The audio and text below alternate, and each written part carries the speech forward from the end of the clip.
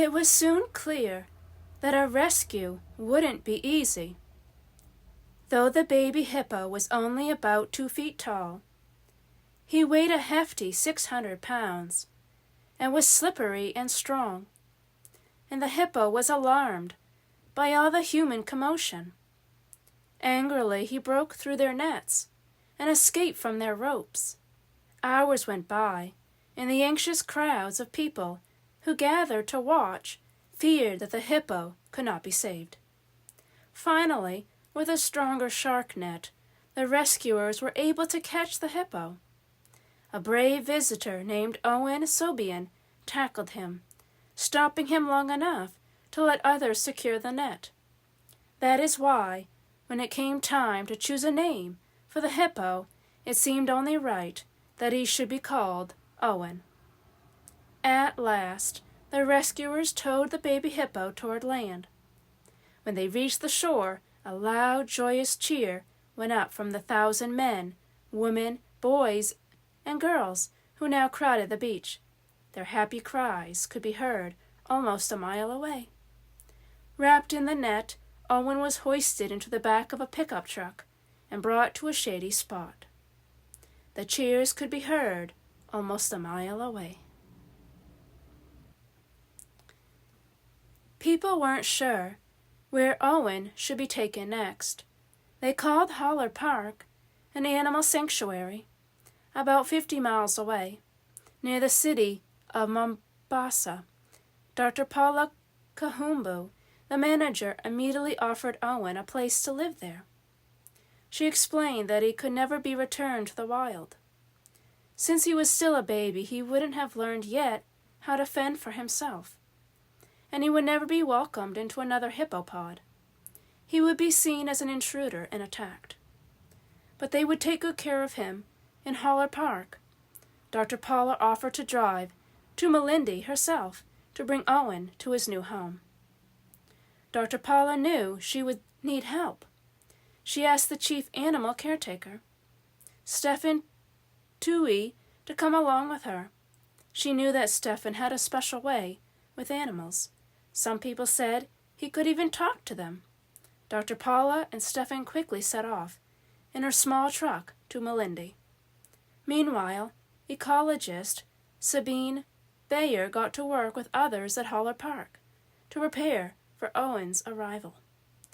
Dr. Paula, Stefan, and Sabine were eager to help the orphaned hippo. When Dr. Paula and Stefan arrived in Malindi, they helped to remove the nets and lead Owen out of the pickup. But Owen became angrier than ever and charged at the people gathered around. They tried to help him calm down by wrapping a blanket around his head. That way he wouldn't see the things that were upsetting him. But Owen was angry about that too. After many hours, about a dozen rescues managed to move Owen from the pickup into Dr. Paula's truck, tying him so that he would be safe during the long drive to Holler Park. Everyone tried to make Owen as comfortable as possible. Meanwhile, Sabine and the other workers prepared a large enclosure for Owen. They chose a part of the park that had a pond and a mud wallow, as well as tall trees and brush, everything a hippo would want. The area was already home to a number of bushbucks, vervet monkeys, and a giant Aldabra tortoise named Mzee. Mzee, whose name means wise old man in the Swahili language, was the oldest creature in the park. At about 130 years of age, he had been alive since before Stefan's great-grandmother was born. He wasn't very friendly except to Stefan, who seemed to know just what he liked, such as getting tickled under his chin. Otherwise, Mzee kept to himself. No one could have guessed how Mzee's life was about to change. Stefan tickles Mzee. Mzee, the wise old man of Holler Park. Finally, Dr. Paula and Stefan arrived with Owen, who was now weak and exhausted. As soon as the ropes that held him were untied, Owen scrambled from the truck directly to Mzee. Resting in a corner of the enclosure, Owen crouched behind Mzee, the way baby hippos often hide behind their mothers, for protection. At first, Mzee wasn't happy about this attention.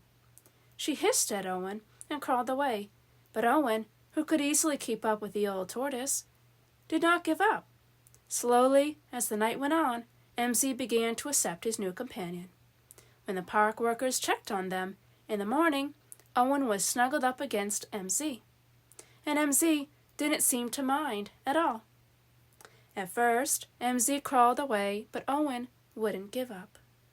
That night, Owen and Mzee snuggled close together.